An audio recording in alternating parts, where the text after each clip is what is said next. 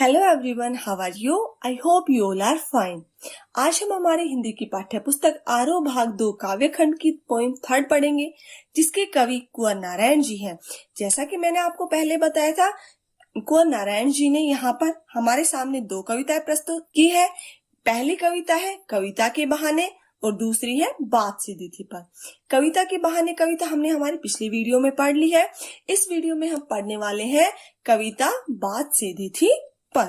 तो सबसे पहले मैं आपको बता दूं कि जो ये कविता है, कौन सी, बात सीधी थी पर, ये कुंवर नारायण द्वारा रचित काव्य संग्रह कोई दूसरा नहीं में संकलित है।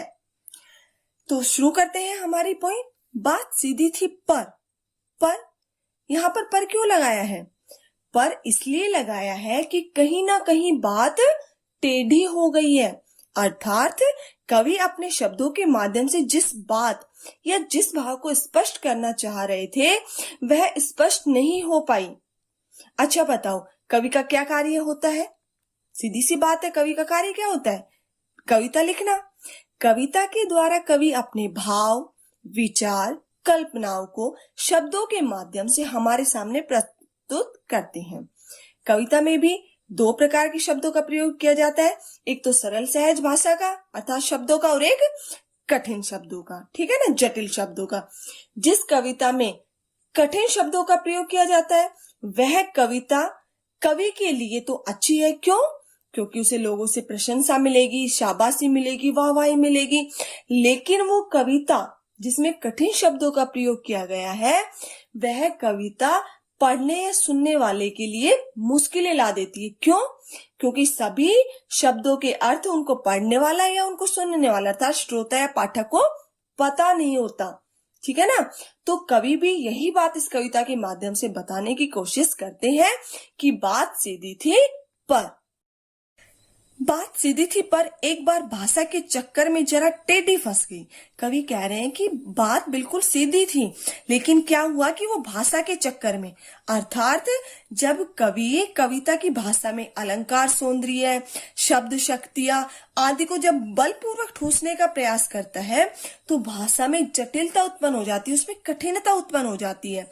और जो कवि मूल संदेश लोगों को देना चाहता है वो मूल संदेश उन शब्दों में उलझकर रह जाता है। क्यों? क्योंकि जिस बात को सीधी वो कवि कहना चाह रहे थे वो भाषा के चक्कर में आकर अर्थात अलंकारों, शब्द शक्तियों के चक्कर में आकर जरा टेढ़ी फंस गई, अर्थात वो तिरछी हो गई। जो उसके मूल भाव थे वो अच्छे से निकल नहीं पाए। उसे पाने की कोशिश में भाषा को उल्टा पलटा, तोड़ा मरोड़ा, घुमाया फिराया।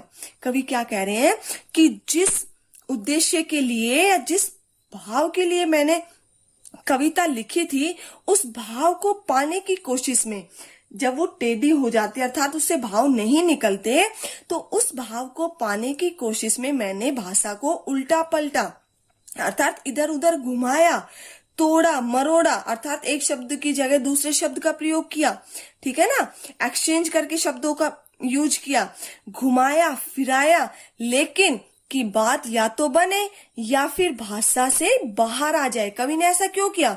भाषा को घुमाया फिराया, तोड़ा मरोड़ा, क्यों? क्योंकि या तो वो बात बने अर्थात जिस भाव को मैं इस कविता के माध्यम से, इन शब्दों के माध्यम से स्पष्ट करना चाहता हूँ, या तो वो भाव बन जाए या फिर भाषा से बाहर आ जाए, या फिर वो भाव है वो भाषा से बिल्कुल ही अलग हो जाए, ठीक है ना। लेकिन इससे भाषा के साथ साथ बात और भी पेचीदा होती चली गई। लेकिन जब कवि इस तरीके से मतलब उन शब्दों के साथ तोड़ मरोड़ करता रहता है तो उन तोड़ मरोड़ने की वजह से क्या होता है, भाषा के साथ साथ अर्थात उन शब्दों के साथ साथ, उनके अर्थों के साथ साथ वो बात अर्थात वो भाव और भी पेचीदा अर्थात बुरी तरीके से कठिन होते या जटिल होते हुए चले गए। अर्थात जो कविता का भाव था, जो शब्दों का भाव था, वो और भी कठिन होता चला गया। सारी मुश्किल को धैर्य से समझे बिना मैं पेंच को खोलने के बजाय उसे बेतरह कसता चला जा रहा था। कवि यहाँ क्या कह रहे हैं कि सारी मुश्किल को धैर्य से समझे बिना, किसी भी बात को यदि समझने के लिए हमारे अंदर धैर्य की कमी होती है तो उस धैर्य की कमी के कारण हम उस बात को हम समझ नहीं पाते, अर्थात उस समय हमारा माइंड हमारा साथ नहीं देता है, ठीक है ना। तो इसलिए हमें किसी भी बात को समझने के लिए उससे पहले धैर्य रखना जरूरी होता है। और कवि के साथ क्या हुआ कि उसने धैर्य रखे बिना ही, अर्थात उस बात को बिना धैर्य के ही समझे बिना, जो उसकी सारी मुश्किलें थी उसमें उसने धैर्य ग्रहण ही नहीं किया, धैर्य को उसने प्राप्त ही नहीं किया। और उसका क्या हुआ रिजल्ट, मैं पेज को खोलने के बजाय, मैं आपको बताऊं, पेज को खोलने के बजाय, पेज क्या होता है ये तो आप सभी को अच्छे से मालूम ही होता होगा ना। पेज में क्या होता है, चूड़ियां होती है। जब हम उस पेज को उसमें चूड़ियों में कसते हैं तो ठीक है, जहां तक वो कसा जा रहा है वो आराम से रहेगा, ठीक है ना। लेकिन जब उस पेज को हम और ज्यादा मतलब जोर जबरदस्ती कसने लग जाते हैं तो जो उसकी चूड़ियां होती है ना वो मर जाती है, अर्थात वो पेज कील का रूप ले लेता है, ठीक है ना। तो कवि भी यहाँ ये कह रहे कि मैं पेज को खोलने के बजाय उसे बेतरह अर्थात बुरी तरीके से कसता चला जा रहा था। कवि मतलब जो सारी मुश्किलों को धैर्य से समझे बिना पेज को खोलने के बजाय कसता क्यों चला जा रहा था, क्योंकि कवि अपने कथ्य को, जो वो बात है उसको अत्यधिक प्रभावशाली बनाना चाहता था। इसलिए वह धैर्य पूर्वक समस्या को समझ नहीं पाया और कविता के अभिव्यक्ति पक्ष को उसने जटिल बना दिया। क्योंकि इस करतब पर मुझे साफ सुनाई दे रही थी तमाशबीनों की शाबाशी और वाहवाह। कौन सा करतब, अर्थात खेल, ठीक है ना, चमत्कार, करतब अर्थात चमत्कार, खेल। और कवि क्या कह रहे हैं कि वो मतलब उसको, उस बात को बुरी तरह, अर्थात जो बात रूपी पेश था उसको बुरी तरह से क्यों कसता चला जा रहा था, क्योंकि इस करतब पर या इस चमत्कार पर या इस कार्य पर उसे क्या हो रहा था, लोगों से वाहवाही मिल रही थी, साफ सुनाई दे रही थी। तमाशबीन कौन होते हैं, तमाशा देखने वाले लोग, अर्थात जो लोग तमाशा देखते हैं उनको क्या कहा जाता है, तमाशबीन। और कवि भी यही कह रहे हैं कि मैं उसको बुरी तरीके से इसलिए कसता चला जा रहा था क्योंकि इस तरीके का कार्य करने पर मुझे बिल्कुल साफ सुनाई दे रही थी, जो मेरा ये करतब देख रहे थे, जो तमाशा देखने वाले लोग थे, उनकी मुझे शाबाशी और वाहवाही मिल रही थी। अर्थात जो तमाशबीन, जो तमाशा देखने वाले लोग हैं, वो कवि की प्रशंसा करके उसका उत्साह बढ़ा रहे थे। क्यों, वे अभिव्यक्ति के सौंदर्य को जानते नहीं थे कि उस कविता का क्या भाव है, वो उस भाव को नहीं जानते थे। वे तो केवल कवि की जटिल भाषा से प्रभावित होकर कवि की प्रशंसा कर रहे थे, कवि की वाहवाही कर रहे थे। आखिरकार वही हुआ जिसका मुझे डर था, आखिरकार वही हुआ जिसका मुझे डर था। कवि क्या कह रहे हैं कि जिस बात से मैं डरा हुआ था, कौन सी बात से, कवि को ये पहले मालूम था कि मैंने इनमें कठिन शब्दों का प्रयोग तो किया है, लेकिन उन कठिन शब्दों के प्रयोग से जो भाव मैं यहाँ प्रस्तुत करना चाहता था वो भाव यहाँ प्रस्तुत नहीं हो पाए हैं। तो ये कवि को डर शुरू से ही सता रहा था और आखिरकार वही हुआ, अर्थात उस कठिन शब्दों का प्रयोग करने से जो मेन भाव थे, जो मूल संदेश था, वो लोगों तक नहीं पहुंच पाया। जोर जबरदस्ती से बात की चूड़ी मर गई। और कवि क्या कह रहे हैं कि ज्यादा जोर जबरदस्ती से, अर्थात बलपूर्वक उन शब्दों का प्रयोग करने से, उनमें मतलब अलंकारों का प्रयोग करने से, शब्द शक्तियों का प्रयोग करने से क्या हुआ, बात की चूड़ी मर गई।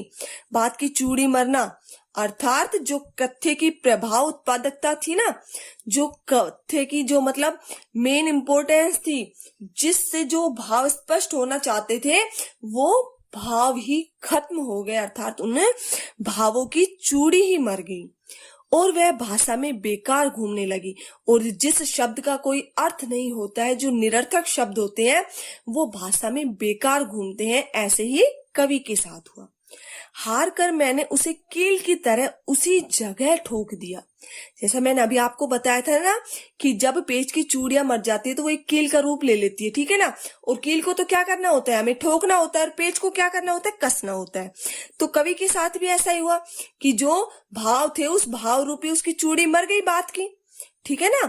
तो वो क्या हुआ, उसने हार कर मैंने उसे कील की तरह, उस बात को कील की तरह, अर्थात उन शब्दों को मैंने वहीं पर जहां वो शब्द थे, जैसे वो थे, मतलब कठिन जो शब्द थे, मैंने उन शब्दों को वहीं पर उसी जगह ठोक दिया। किसकी भांति? एक कील की भांति ही। ऊपर से ठीक ठाक, पर अंदर से न तो उसमें कसाव था न ताकत।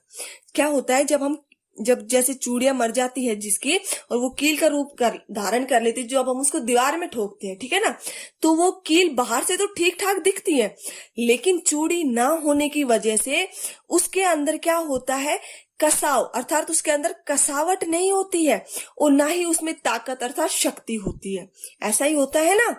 तो उसी प्रकार से जब बात की चूड़ी मर गई, अर्थात बात के भाव नष्ट हो गए, तो जब मैंने उनको उन शब्दों को वहीं पर वापस से ठोक दिया, वहीं पर लगा दिया, तो वो बात बाहर से तो, अर्थात वो शब्द बाहर से तो दिखने में ठीक ठाक थे उस कील की तरह, लेकिन अंदर से उनमें ना तो कसावट ही थी और ना ही उन शब्दों में कोई शक्ति थी।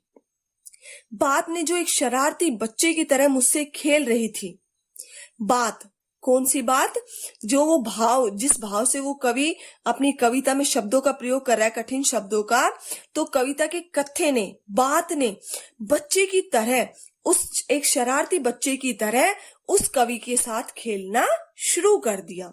और मुझे पसीना पोंछते देखकर पूछा, क्या तुमने भाषा को सहूलियत से बरतना कभी नहीं सीखा? और किसने पूछा?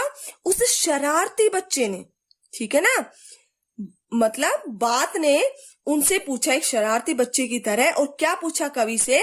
कि जब मैं उन शब्दों के अर्थ प्रकट नहीं कर पा रहा था, उन शब्दों के भाव को अभिव्यक्त नहीं कर पा रहा था, तो कवि के पसीने आ गए।